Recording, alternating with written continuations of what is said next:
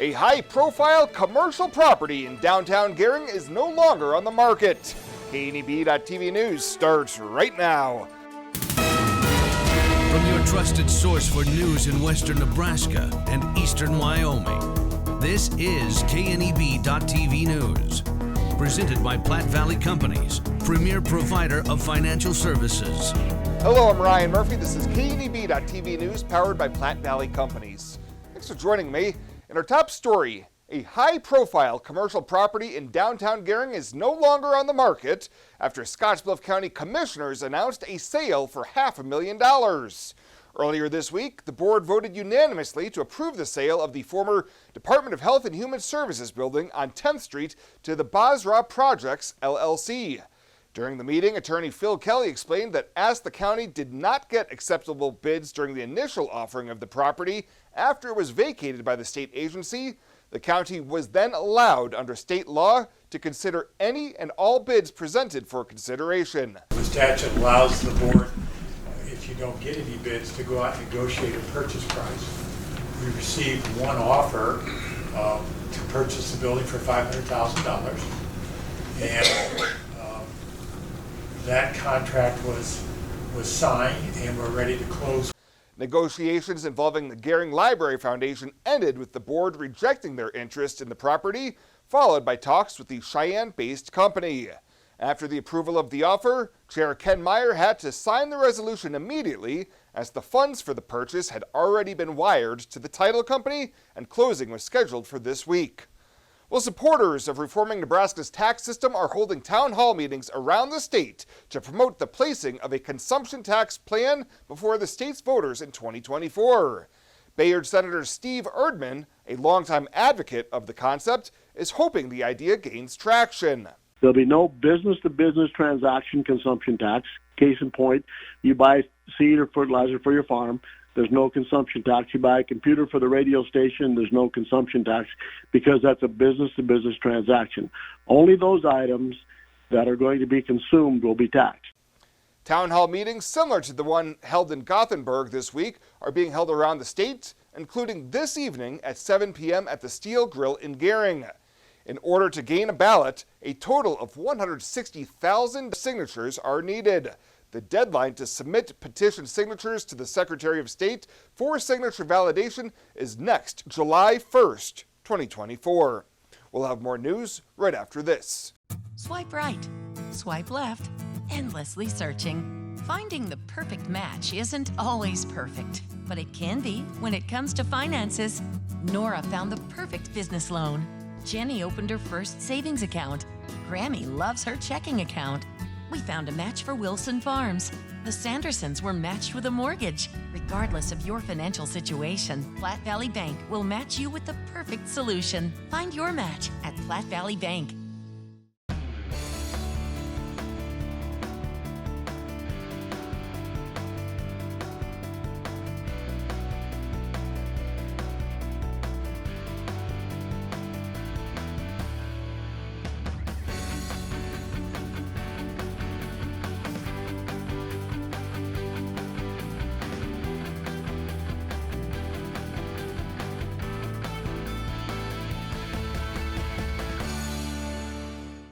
Welcome back.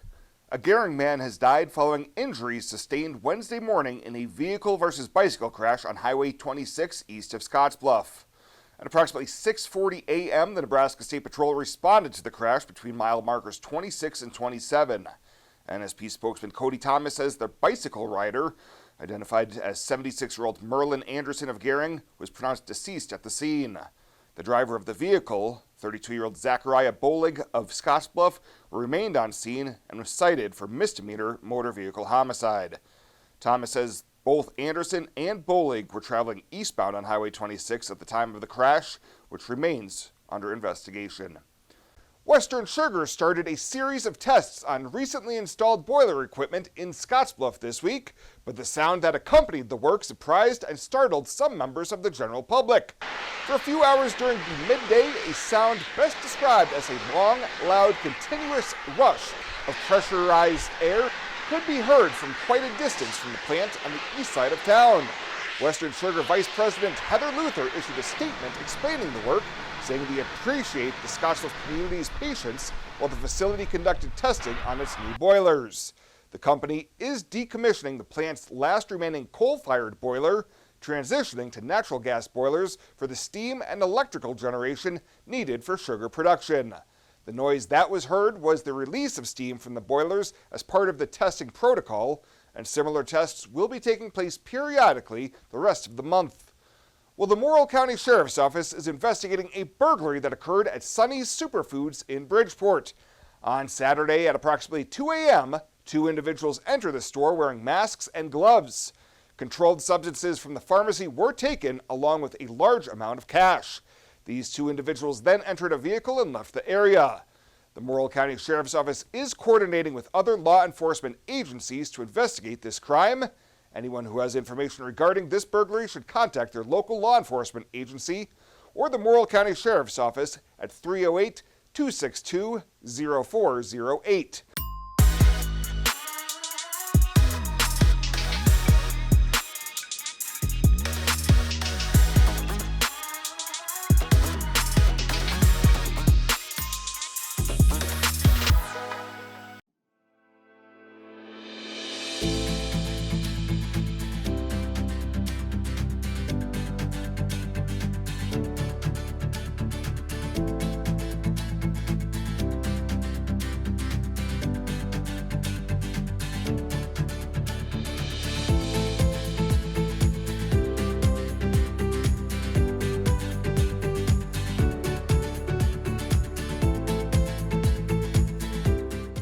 Morrill County Community Hospital and the behavioral health providers are here to help.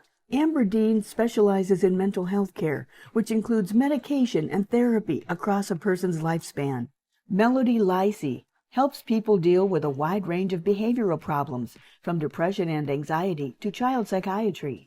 Our dedicated team is committed to you and our community every time. At Morrill County Community Hospital, Bridgeport, Nebraska. Exceptional care right here at home.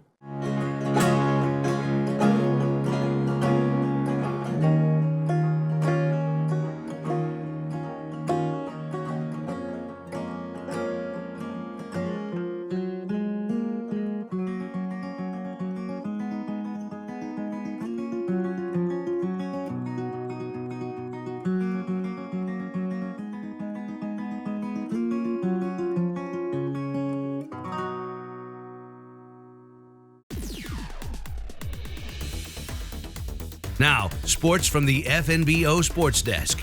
FNBO, the great big small bank.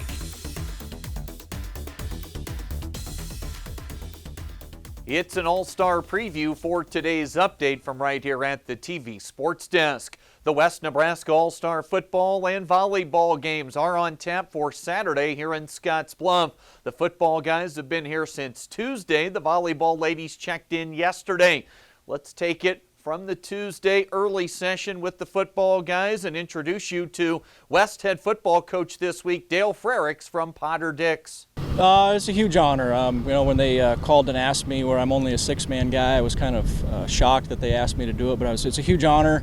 I got to give a lot of credit to my staff and our kids the last few years and the success we've had to be able to make this possible. A 6-man head coach in charge of the West team, while the East squad, they're going with a retired high school head coach. He's a good one, though, the legendary Jeff Gross from McCook.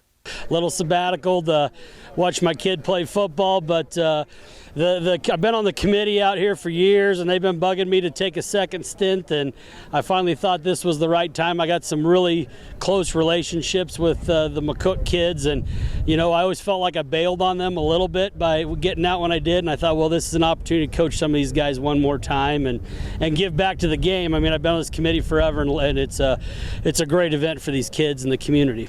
Let's get to a few players that'll be on the field competing on Saturday night. One of the McCook Bison kids here is Jacob Gomez-Wilson, electric with the ball in his hands and hyped up to be back with Coach Gross. It's really exciting. His pregame meeting, pre-practice meeting was very enthusiastic. He brought that energy back that he had early on when he coached us the first 2 years, and I'm excited to be able to play for him one more time. What's up with the West kids? Plenty of standouts from the Panhandle ready to go on Saturday. We'll rapid fire through a few of them right now, starting with a kid that played at Mitchell and then Scottsbluff High this past year. That'd be Jackson Allen. Following Allen, it's Gering's Caden Bonsack, and then we'll close out the West with assistant coach Jeremy Reimers of Bridgeport, who tells us what Parker Fahrenkopf and Kason Loomis meant to his program. It's crazy. I mean, I didn't think at the beginning of the season I'd ever be at the All-Stars, but it's nice. I get to come back with some of my teammates from Mitchell and play with them. I get to play with a lot of the little schools that are just around here, and it'll be fun. Well, you get to play with a couple of my teammates one more time and get to meet some new guys from different teams and play with them and new playing styles and learn some more stuff. So they were great seniors for us this year, really led us, helped us get to the playoffs, and did some great things their whole time from freshmen on to seniors, and just great young individuals. So we really appreciate what they did for our program. Happy they get another opportunity out here to play with some kids in the Panhandle and get this opportunity. It should be fun for them. Volleyball activities started yesterday and included their media session following a couple of early workouts. I caught up with West head coach Leslie Forrell from Scottsbluff High School, who's hoping her team can simply enjoy a fun week. Right. Honestly, a lot of the stuff that we just kind of like worked on today was just kind of getting to know each other, learning our different systems. And that's one of the big things I told the girls is, I know you guys probably want to win just as much as I do, but a lot of the girls, might be their last time playing volleyball. And so I just want them to have fun. I mean, this is a full week. Sometimes it can kind of get a little bit long. They'll probably be sore. They probably haven't touched a ball for a while. So, biggest takeaway is just to go out and have fun and get to know some new girls, new faces. And now let's meet a couple of the West players right now, starting with one who's going to have to get used to what will be her new surroundings. That's Sioux County's Tamika Eastman. She'll play college volleyball right up there at Cougar Palace for WNCC. I am super excited about coming here. I met some of the girls and they're absolutely sweethearts, and Benny is absolutely amazing. He was so helpful throughout the process because it was very new territory for me and just kind of figuring out while we were moving. So it was really nice to have him there and to helping me too. Another West All-Star was a three-sporter at Scottsbluff High. Tierra West will be done with competitive sports as she'll march towards her future at Creighton University. So I plan on majoring in biology on the pre-med track at Creighton University.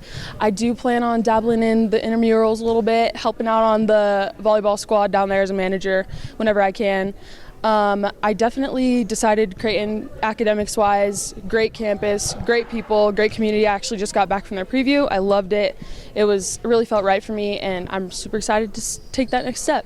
And we'll finish up with East head coach for volleyball, Kim Barnett from Southwest High School, as she tries to balance the fun aspect with the All-Stars wanting to come out on top on Saturday. Yep, everyone wants to be here and win. Of course, these girls are very experienced and knowledgeable, so we want to have a fun week, but we'll also take it a little bit serious and at some points, and of course we want to win the game, so we'll do our best to do that.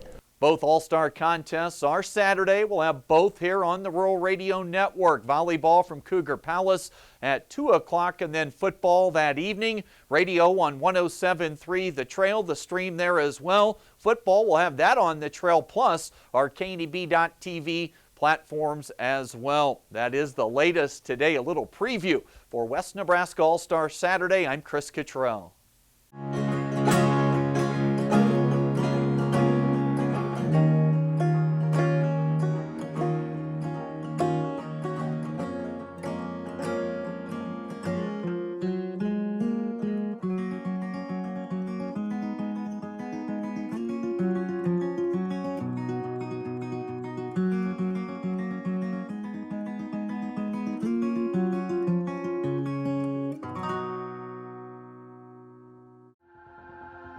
Culture trumps everything else.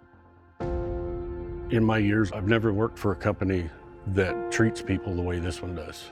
It is my passion for agriculture that brought me here in the first place, but not only that, there's a huge family-oriented atmosphere within the 21st Century Equipment. I love working for 21st. They found something in me that I didn't know in myself. An intern to where I'm at now is such a great opportunity, and that is what this company is about.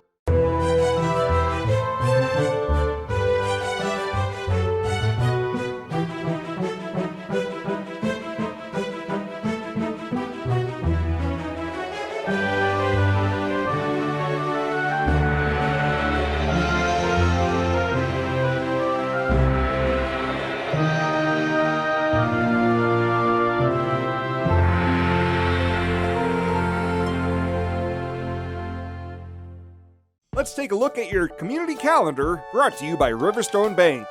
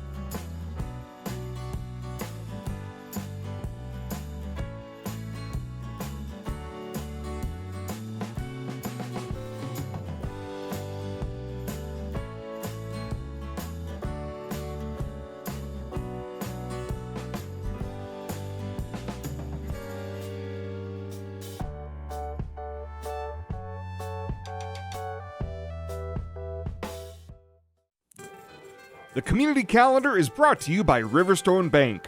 We're local and we love our community. Renewal by Anderson Windows and Patio Doors, the customers say it best, and they feel the difference every day. Very happy with it. Very, very happy. I don't get tired of looking at them. And it's so nice with the breeze now, opening the windows, the ease of sliding the windows back and forth. Notice that it is warmer in the winter time, and it is cooler when the sun is shining in. Renewal by Anderson Windows and Patio Doors, the customers say it best. Book your free estimate right now at rbawyoming.com. At Platte Valley Bank, we want to help you plan for tomorrow while you enjoy today. Our personalized trust services can help you do just that. You've worked hard to build your legacy, and you want to make sure that gets passed on for generations to come. We offer the professional guidance necessary to ensure that happens according to your wishes. We pride ourselves in being friendly and professional while offering a highly tailored full line of trust and estate planning services to accommodate you. You belong here. And finally tonight,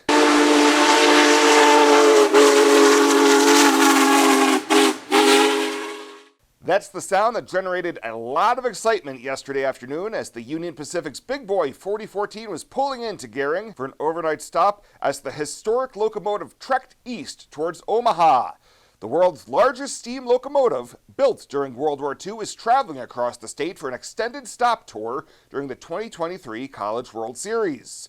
Perry Brenning, a Gering resident and Scottsbluff Middle School teacher, was among those awaiting the arrival, saying he always loved trains and was among those having a railroad layout of his own when he was young. We're here today with our grandchildren and our in-laws, and we're just excited to see a big steam engine roll in. Something you don't see very often these days, so it's kind of an education for us as well as excitement. The locomotive was one of 25 built by Union Pacific and was part of the railroad's efforts to haul heavy freight loads across the country during the war. The locomotive continued its journey this morning with whistle stops in Broadwater and Lemoyne, with other stops in North Platte, Cozad, Kearney, Grand Island, Columbus, and Fremont. Well, that does it for us this time. Thank you so much for tuning in. Stay safe out there, and we'll see you here next time.